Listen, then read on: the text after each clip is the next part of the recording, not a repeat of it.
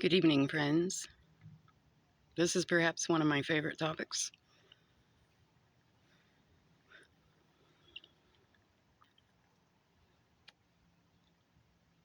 Where to begin? So I was sitting out here last night, right? Or I actually came out here last night. I came out here last night and music permeated the air, right? Like, it's always quiet out here, minus the stuff that we observe, right? So this was just simply something that I was going to be observing last night. It was ruckus. It was fire trucks, right? And with my frequency, like, you can hear structure behind the sound, right? Because what I do is I structure sound. I destructure sound. Okay. So how this all started. I don't know. We could go back to my time when I used to be heavily involved with like the music scene and whatnot, and played music, ran music, uh, did just out in those environments, right?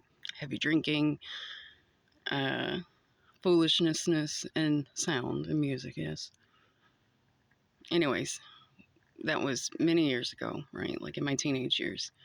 Or not my teenage, I mean like 18, 19, 20, like from those years, right? Early 20s. Um, Years and years and years will go by, right?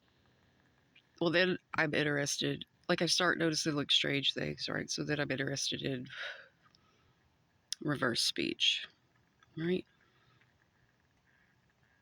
And you can find some on the topic. David Oates is a good resource for that. I've found government papers where the CIA will actually like reverse speech presidents and whatnot. It was just something that they messed with. Yeah. Um, there's a lot of stuff that they use that they're gonna tell everyone is just bonkers and whatnot, right? Like, I think we all should understand that by now. Um, Anyways, so I first started doing my own, right? In fact, I think I still have a couple of videos up where I do reverse my speech, right? Uh, and my stuff is always very coherent. Uh, you can actually hear my heritage come through, like full on accent. Uh, and then I started reverse speeching the people around me, right? And one person in particular, right, that hadn't treated me very well or whatever. And this was part of the reason that I just already knew his spirit was bad, right? But that like solidified and it scared me to the point to where, um, you know, separation would soon follow. He said the most vile and disgusting things, right? Like as if it were the devil himself. And I was living with this, yes. So, anyways, I researched that a lot. I did it a lot with like news being played.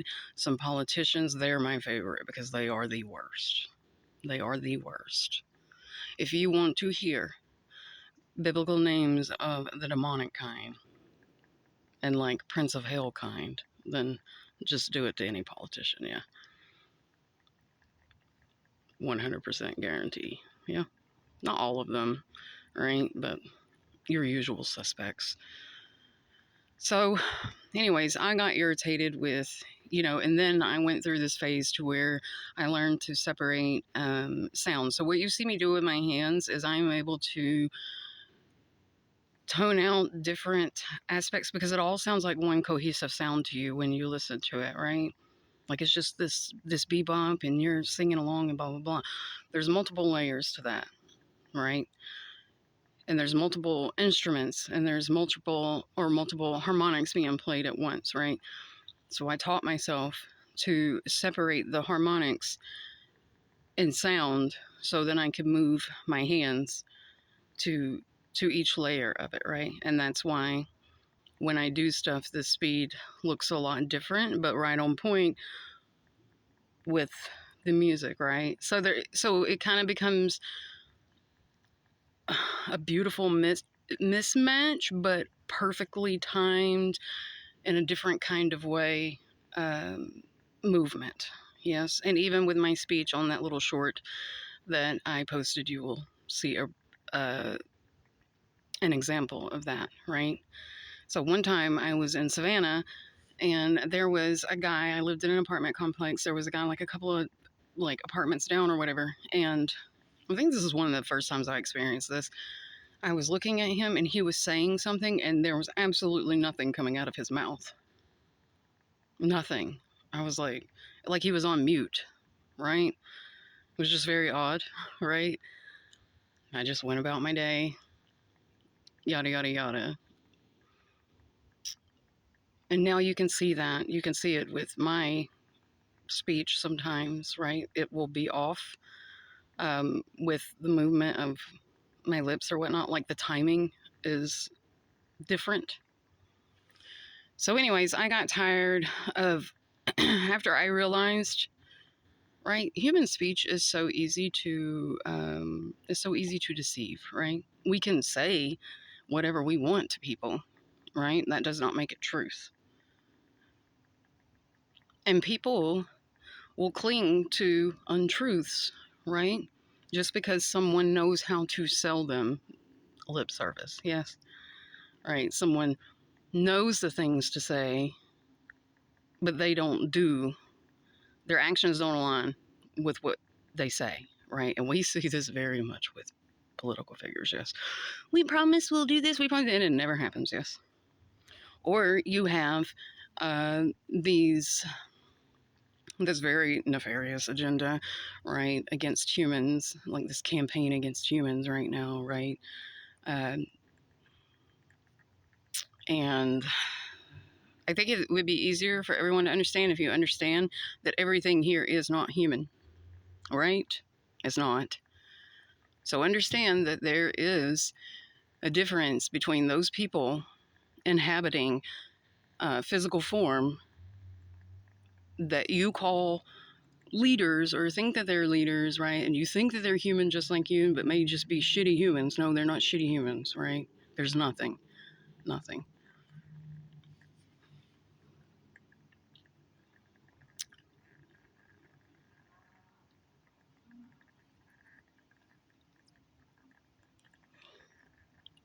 There's a rock quarry back there. There's no cows, right? And sometimes I'm like, is that a cow or is that the goat, right? Because sometimes, but I know how to get rid of them, so it's whatever. Yeah. It's such a touchy topic, isn't it? But anyways, I get tired of watching all of this, and I get tired of people not understanding the power of sound and frequency,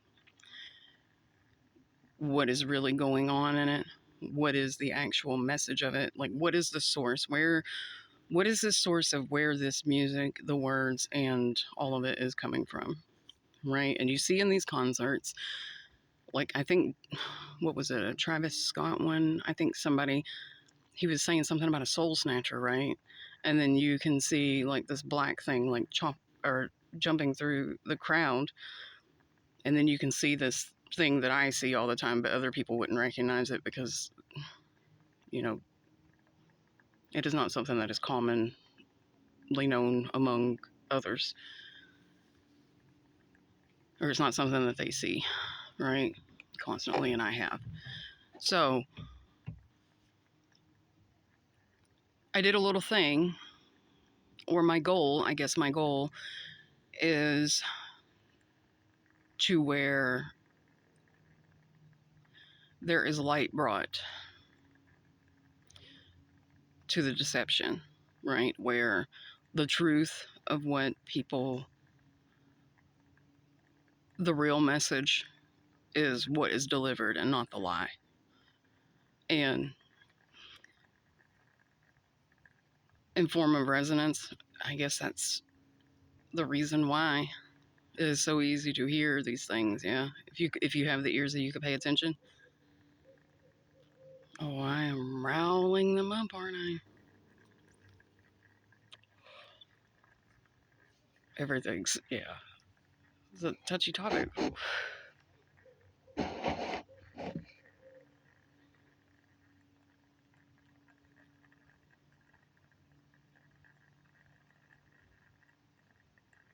Well, I don't understand why everything's just gotta be garbage, right? I don't understand why that's the goal.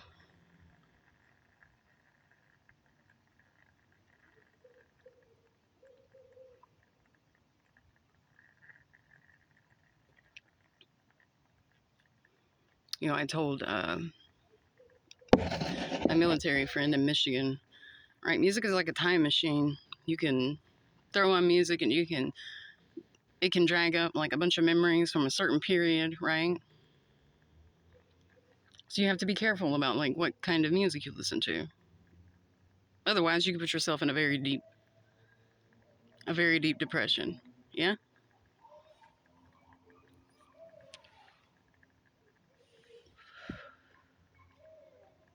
With music, look at it as like a sea of emotions, right? There is a sea of people out here creating a sea of emotions, and people will listen according to what they are resonating with, right? Or sometimes they just listen and don't even pay attention to it, right? Like if the radio is playing something and you're listening to it. Most people have a playlist now or their own music, right? But before that, you know, there was radio.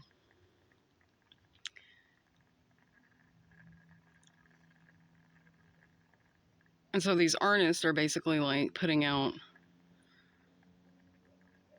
their unhealed issues, right? And sharing those issues with the world. And then the world is, yeah, I feel that way, and blah, blah, blah, blah, right? And as far as resonance and the resonance structure of it, it does what? Well, nothing. It is just chaos. There is no structure to it, right? Like whenever you listen to the radio, do you start with, this is how I'm feeling? And then, or do you start from the reptilian part of your brain and work up to the highest part of your brain with your music? Do you structure it at all? No, you don't. Right? There should always be a lower end of where you're starting and then something to elevate it. Right? There's a little trick of the trade for everybody. Yeah. Start with where you're feeling, right? But work on bringing it up.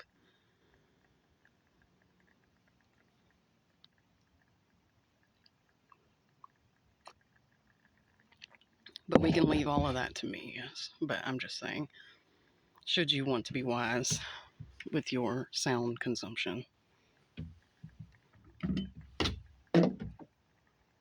You know, it amazes me, like how much pushback I get from just simply wanting to be a good person and wanting to do the right things and wanting to do good things for humanity. It is amazing.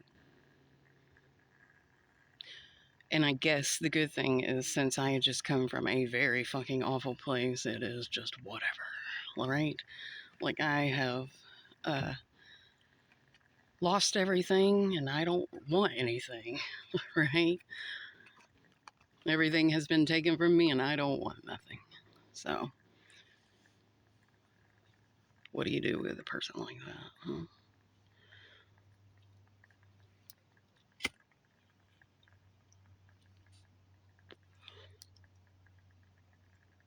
I guess just harass the fuck out of them, right? We could do this forever.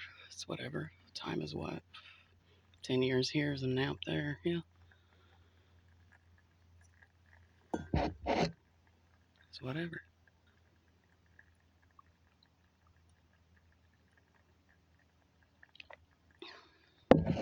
See, when I was younger, people don't know this about me, but whenever I was younger, in my household, there was a lot of alcohol. Drunkards. I lived with drunkards. And drunkards would play the most depressing and awful shit in the house on repeat, right? All the time. It was like this demonic black hole of misery sound that I absorbed, right? With no control over it, right? I was just subjected to the environment.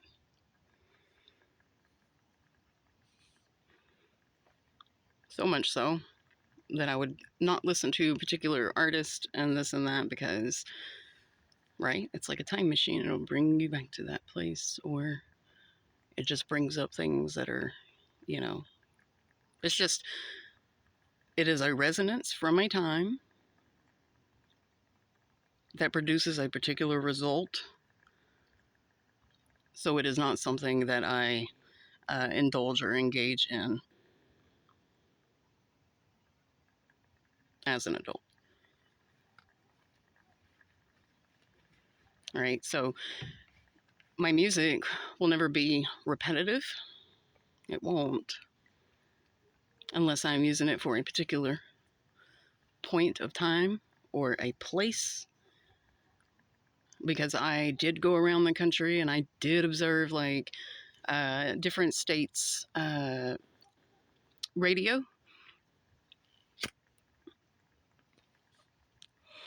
their resonance, right? And then how the people operated in those places. Let me tell you a cool thing you can do. Put on a pair of headphones and put on your own music, right?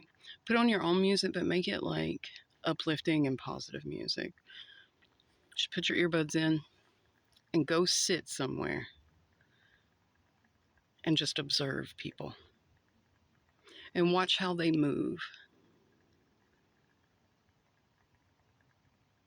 This is a good way to break the illusion. Yes. Put on the most uplifting things that you have, the songs that make you feel good and empowered. Yes. Put in your earbuds and go watch people and watch how they move like harmoniously to the sound that you choose. And that in itself will give you a new perspective. It will change your perception, right? Because this world is just battered with negativity and very unbalanced root chakra uh, habits, emotions, right? Like they promote it like it's something you should, um, like you should lust for it. You should crave it. You should want it. You should envy it, right? You should envy what they have, and you should try to obtain it, and this and that, right? It's very that. It's very that, right? You can see it in the rich celebrities, like articles, and they have this, and you should get this, right? It's just absurd. It's absurd. Put on different music that is completely opposite of what you see in the world, right? Put in your headphones, go sit somewhere, and watch the people move.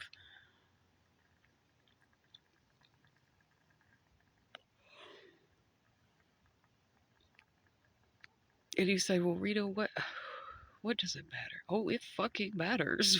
It matters so much. If it didn't matter, that wouldn't be their main tool, right? And if it wasn't so effective, it wouldn't be their main tool, right? Media, sound. Not only that, I think everyone is forgetting, like, we just had a little bio kerfuffle for a couple of years, right? That very much will affect your electromagnetic signature. Uh,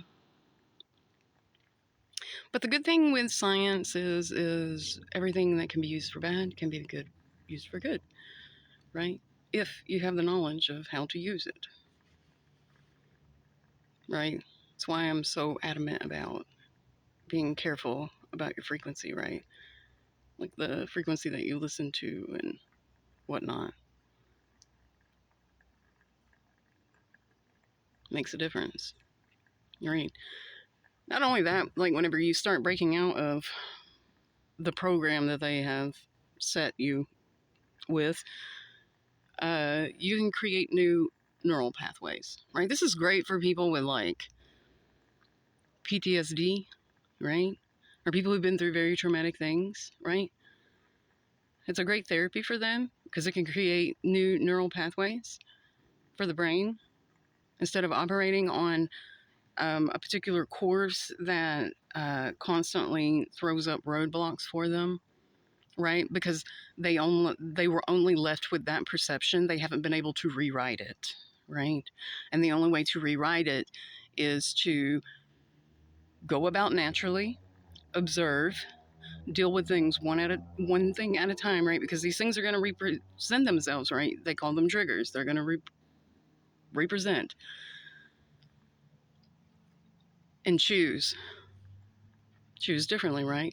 Like let's say uh, you were sexually abused as a child, and you meet another child as an adult like that was sexually abused, right? Like what would you have given yourself, or what did you need, or what would you have needed during that time, and offer that, right? And that's one way to create a new memory attachment or a new feeling to the trauma, right? Instead of, oh, this is blah blah blah. No, it's I give you gave this person like love, care, attention, encourage them, whatnot, and give that to yourself. Love, care, and attention. Whatever I gave this person, right? Because at that point you aren't viewing the lens of you. You are able to view it objectively because it's presented in another form, right? Of a person. So you're a lot less detached from the flood of triggers or traumas, right? You're just in care mode, right? And so that can teach you to be in care mode for yourself, and that creates a new pathway. It's literally the only way to like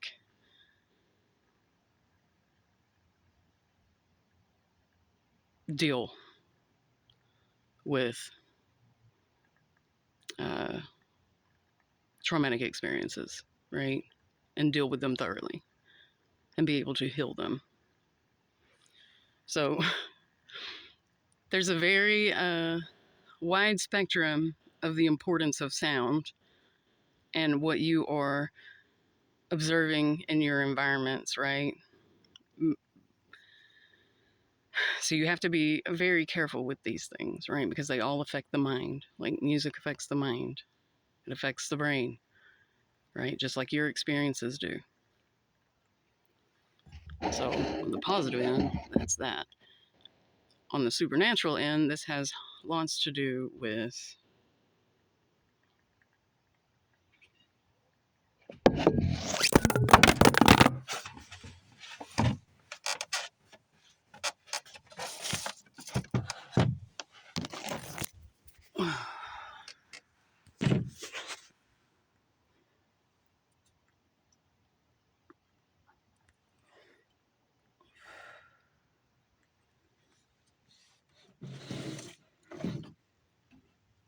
giants.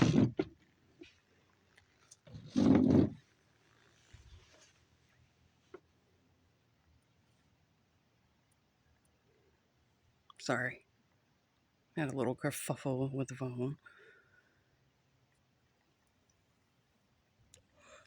Anyways, I am excited to share. My boss was just so sweet. She went in out of her own pocket, right? Like, got everyone like a little Christmas something, right? And she moved up here, the one from Berlin.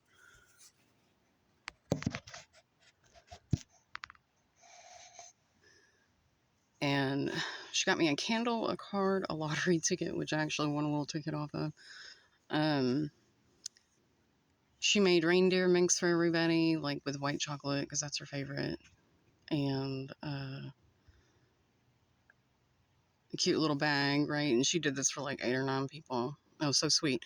So I am creating like a little something for her to come into work to tomorrow, and I will share that because I've got to get it put together and whatnot. But it's really cute.